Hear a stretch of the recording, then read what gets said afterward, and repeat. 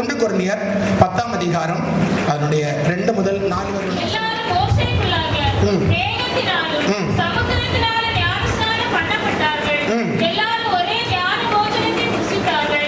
எல்லாரும் ஒரே ஞான பானத்தை குடித்தார்கள். எப்படி எனில் அவர்களோட கூட சென்ற ஞான கண்களின் தண்ணீரை குடித்தார்கள்.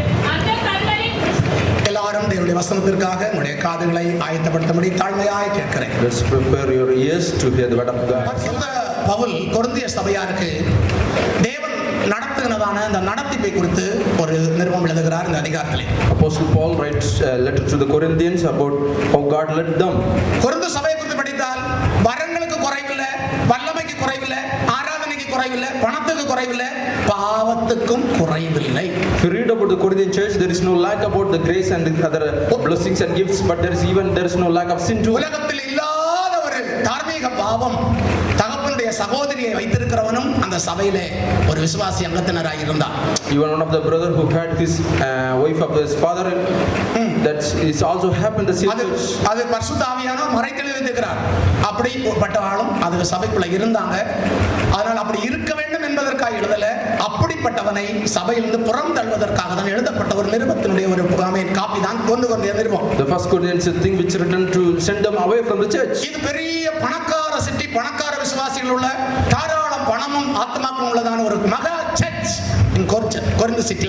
The Corinthian church is a big church which has many big. இந்த சபையில் இருக்கிற ஜனங்களோடு பரிசுத்த பவுல் ஒரு நிருபம் எழுதி சொல்கிறார்.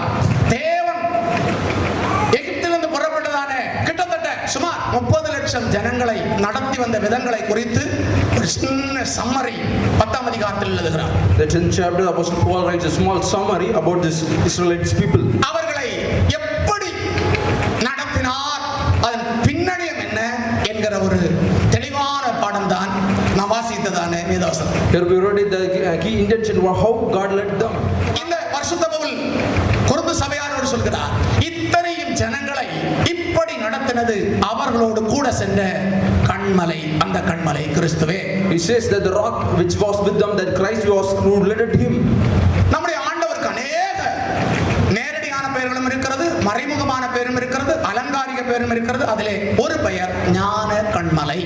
Our Christ has various names. The one of them is the rock, ஞான பிலாசதமா சொல்லுங்க, ஞான கண்மலை, the spiritual rock. அந்த கண்மலை அவர்களோடு கூட சென்றதனால் யாத்திரையில் எந்த சேதமும் இல்லாமல் கர்த்தர் கூட நடத்தினார். As a spiritual rock was with them, the God led them in the novel manner. இந்த செய்திக்கு நான் கொடுக்கிற தலைப்பு, For today's meditation, நம்மோடு கூட வருகிற கண்மலையாகிய கிறிஸ்து. the Christ is the rock who follows us. நம்மோடு கூட வருகிற ஞான கண்மலையாகிய கிறிஸ்துவினுடைய கிரியைகள், The deeds of the spiritual rock which தாராளம் காரிய வேத புத்தகத்தில் எழுதியிருக்கிறது. 3 காரியம் சொல்லி நான் டக்குன்னு உட்கார். there are various things were narrated in the word of God, but I will tell you 3 things. ஞான கண்மலையாகிய கிறிஸ்து நம்மோடு கூட வந்தால் சம்பவிக்கிற 3 முக்கியமான காரணங்களை வேதவசனத்திலிருந்து நான் சொல்லி என் வார்த்தையில் நிறைவு செய்கிறேன். From the word of God we will study that what are the 3 things which. ஒன்று, படபடன் வேத புத்தகத்தை தரங்க 3 வசனம். முதலாவது காரியம் தானியேல் 2:24 படிக்கும் போது வாசிங்க. Daniel chapter 2 verse 34. நீர் பார்த்து கொண்டிருக்கும் போதே பெயர்க்கப்படாத கல், போதும், பெயர்க்கப்படாத கல் நம்முடைய கிறிஸ்து. The Christ is an uncut stone. அது ஒரு பெரிய அரசியல் பின்னணி உள்ளதான ஒரு தீர்க்கதரிசன வார்த்தை. It's a prophecy behind of the politics. முதலாவது பாபிலோன் சாம்ராஜ்யம், First about the Babylonian Empire. இரண்டாவது மேதியா பெர்சியா சாம்ராஜ்யம், Secondly, the Medo-Persian Empire. மூன்றாவது கிரேக்க சாம்ராஜ்யம், The Greek Empire.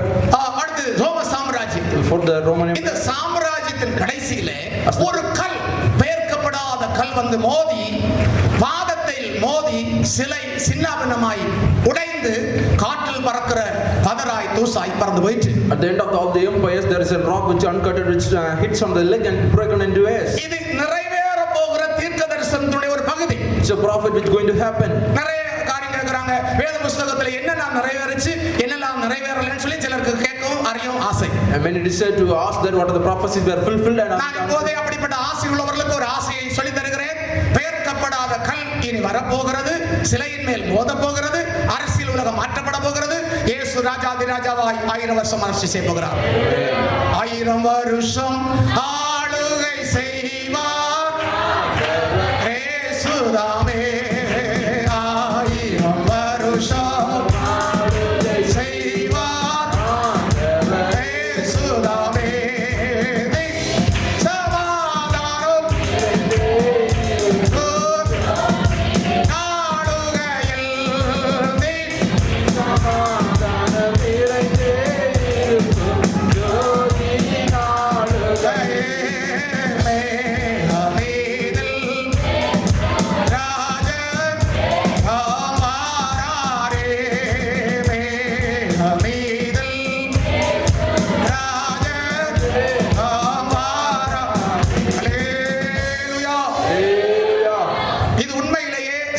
சம்பவிக்க போக வேண்டிய ஒரு சம்பவம். It's a thing which is going to happen.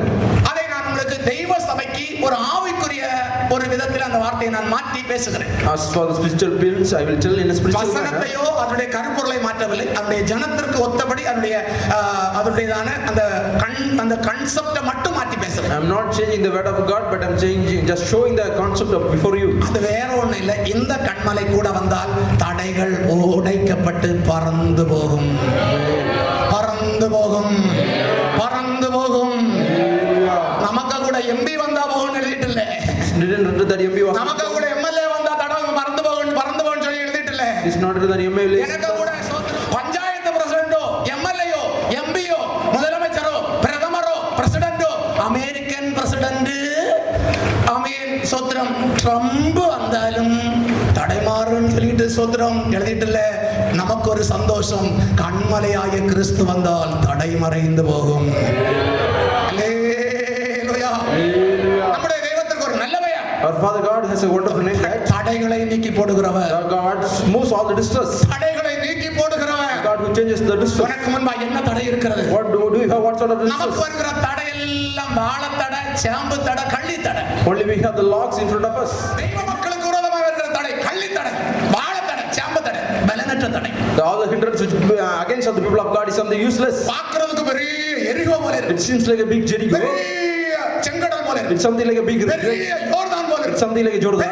ஆமென், ராஜாக்கள் போல It's இருக்கு. something like big rains. இஸ்ரவேலின் சேனைக்கு முன்னே போனதான கண்மலை போனதனால் பறந்து போனது. இஸ்ரவேலின் சேனைக்கு முன்னே போனதான கண்மலை போனதனால் உடைத்து போட்டது. The rock burned in front of the door. உடைய பாட்டு கிருபாசனத்தில் உள்ள எல்லாரும் சேர்ந்து பாடுங்க. இஸ்ரவேலின் சேனைகளுக்கு முன்னடந்த தெய்வமே, இஸ்ரவேலின் சேனைகளுக்கு முன்னடந்த தெய்வமே, எங்கள் சேனாபதியாக எங்கள் முன்னே வாருமே, எங்கள் சேனாபதியாக எங்கள் முன்னே வாருமே. ஹல்லேலூயா.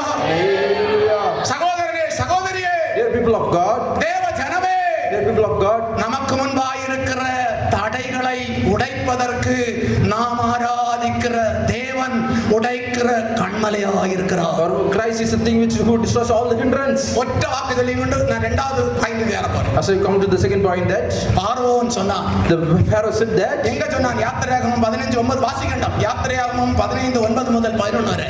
In Exodus chapter 15 verse 9 following, he said that தொடருவேன், I will continue, பிடிப்பேன், I will catch you, பிள்ளையாடி கொள்ளையாடி பங்கிடுவேன், I will have it and அவன் ஆசை என்னை பற்றி இருக்கும். the desire will be upon me. சொன்னதான பார்வனே அடுத்த வசனம் படிக்கும் போது ஈசல் போல கடந்து பிடைச்சு பிடைச்சு பிடைச்சு செத்தாய். The one who said like that, he was shivering and died. அங்க ஈயம் போல எழுதி இருக்கு. It is written that it is மூல something, பாஷையில ஈசல் போல. it is something like a fly. செதல் முட்டிலிருந்து மழை பெய்யும்போது ஒரு வகையான ஒரு பக்கி வெளியே வரும். And during the rainy times there will be flies. கண்டா இப்ப டியூப் லைட் உடைச்சுன்னு தோணும், It seems like it will break the Mercury light எல்லாம் அணைச்சுன்னு தோணும். but it seems other it will break other things. ஏய் படைச்சதான படையில கண்டாலே தெரியும். இப்ப உனக்கு இறக்க போனா ஆளு சுத்தம். After a few times we can understand it will be something pain. மனசிலாக்கணும், நமக்கு விரோதமாக உயர்ந்திருக்கிற ஏது வல்லமையானாலும், ஏது தொடர்கிற அந்நிய வல்லமையானாலும், நமக்கு முன்பாய் போகிற சர்வவல்லமையுள்ள கண்மலையினால் தகர்ந்து தரிப்பணமாகி போகும். இரண்டாவது உன்னத பாட்டின் புஸ்தகம் 2ஆம் அதிகாரம் 14ஆம் வசனம். Song of Solomon chapter 2 verse 14.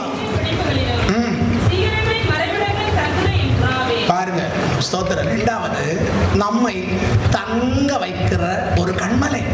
The thing which we make us to shelter. எனக்கு வீடு இல்ல, I don't have a home, எனக்கு ஸ்தோத்திரம் மாளிகை இல்ல, I don't have a bungalow, எனக்கு நல்ல கொட்டாரம் இல்ல, I don't have a big house, எனக்கு நல்ல வாகனம் இல்ல. I don't have a wonderful vehicle. ஒண்ணும் பயப்படாதீங்க. No need to worry at all. இந்த கண்மலை உங்களுக்கு கண்மலையா இருந்தா, நீங்க ஒரு பிராவா இருந்தா, உங்களை அந்த கண்மலையின் வெடிப்பிலே பாதுகாப்பாய் வைப்பார். Amen. ஒரு அல்லி சொல்லுவோம். Hallelujah. பின்ன நீங்க பிராவா இருக்கணும். For that you have to be a dove.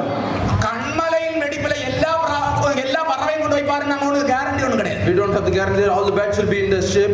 அங்க கண்மலையின் வெடிப்பில இருக்கிறது புறா மட்டும். Only the doves. ஏன் பிராவை மாத்திரம் அதுல பாதுகாக்கிறான்னு சொல்லி யோசிச்சாங்களே. எனக்கு 5 சம்பவம் பிராவில இருந்து எனக்கு படபடன்னு மனசுல வந்தது. As I thought that why God is saving only the doves. ஒன்னு இந்த பிராவுக்கு கைப்பே இல்ல, சுத்தமுள்ள பறவை. Firstly, this bird doesn't have the bitterness. இரண்டாவது இதுக்கு ஆகாரம் சுத்தாகாரம் மாத்திரம் தின்னும். It has only the fresh grains. பிராக்க கண்கள் எப்ப பார்த்தாலும் ஆத்மபாரமாய் நிரம்பி இருக்கிற கண்கள் கண்கள். The doors of the eyes are filled with the passion of அதுக்கு soul. ஒரு அல்லேலூயா சொல்லுங்க.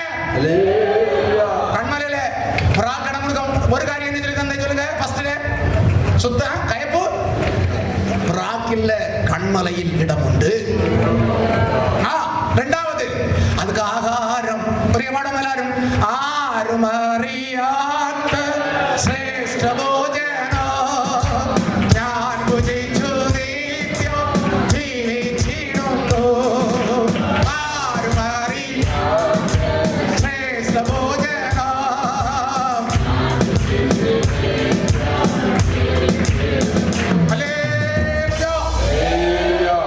ഒന്ന് കയ്പില്ലാത്തത്. Firstly, there is no bitterness. இரண்டாவது நல்ல நட்சு தின்கிறது. Secondly, it has a good grace. மூணாவது ஆத்மபாரமுள்ள கண்ணீர் நிறைந்த கண்கள். The eyes are filled with the passion of God. நாலாவது ஒரு நாளும் புறா கொத்து பிடிக்காது. And then it won't fight each other. மாமியார் மருமகளுக்கு ஒரிக்காலும் சண்டை தீர்தில்லை. There is no fight between the mother. ஆனா கொத்து பிடிக்கிறதல்ல விசுவாச Jeevitham. It's not fighting each other. It's something like a. அஞ்சாவது என்ன தெரியுமா? என்ன குறவும் அது யோமன்ற Jeevitham. It's a life of prayer. மூணாவது காரியம் என்ன தெரியுமா? Thirdly, ஒரு ஆவிக்குரிய காரியம். the third of. என்னாகும் 20:10 கண்மலையிலிருந்து வெள்ளம் வந்துதான். From the rock there is a water. எல்லாரும் ஒரு அல்லேலூயா சொல்லுவோம். Hallelujah. ഏറ്റവും പ്രധാനமான കാര്യം മറ്റ முதலாவது பாதுகாக்கிறதான கண்மலை. There's the rock which saves us. இரண்டாவது நமக்கு தங்க வைக்கிறதான கண்மலை. Then the rock which gives shelter. மூணாவது நம்முடைய தாகம் தீர்க்கிற கண்மலை. Then which makes us. இதுக்கு ஒரு அல்லேலூயா நல்லா சொல்லுங்க. இந்த கண்மலை தான் நமக்கு ரட்சிப்பின் தண்ணீரை தந்தது. This is the rock which gives us இந்த water. கண்மலை தான் கிருபையின் தண்ணீரை தந்தது. The give the இந்த கண்மலை தான் பரிசுத்த ஆவியாகிய ஜீவ தண்ணீரை தந்தது. Holy Spirit to us. எல்லாரும் ஒரே சொல்லுங்க. Hallelujah. இந்த கண்மலையில தாகம் தீர்க்கப்படலாம். You have to be hunger, fill your thirst in this. தாகிச்சாதானே தாகம் தீரும். If we have thirst to be. எனக்கு மக்களுக்கு தாகம் இல்லாத எப்படி தாகம் தீரும்? How unless there is a thirst? உலகத்தின் தாகம் மறுபடி உண்டாகும். The worldly thirst will create தாகம் again. தீராத ஜீவஜலமாகிய அபிஷேகம். The anointing which is ஆமென் சோதர அபிஷேகம் கிருபையாகிய தண்ணீர். the grace of what? ஓ ரட்சிப்பாகிய ஜீவ ஊற்று. The salvation of the living stream. வருகிற ஸ்தானம் நம்மோடு வருகிற ஞான கண்மலை. That's a rock. நம்மோடு வருகிற ஞான கண்மலை. Spiritual rock. அந்த கண்மலை கிறிஸ்துவே. Christ. அந்த கண்மலை உன்னோடு கூட வருவாரானா? அந்த கண்மலை இந்த ஊழியத்தோடு வருவாரானா? அந்த கண்மலை உன் குடும்பத்தோடு வருவாரானா? Is our family. அந்த கண்மலை உன் வேலையோடு வருவாரானா? Our business. எல்லாம் கைதட்டி பாடுவோம். இஸ்ரவேலின் சேனைகளுக்கு முன்னடந்த தெய்வமே. இஸ்ரவேலின் சேனைகளுக்கு முன்னடந்த தெய்வமே. எங்கள் சேனாபதியாக எங்கள் முன்னே வருமே. எங்கள் சேனா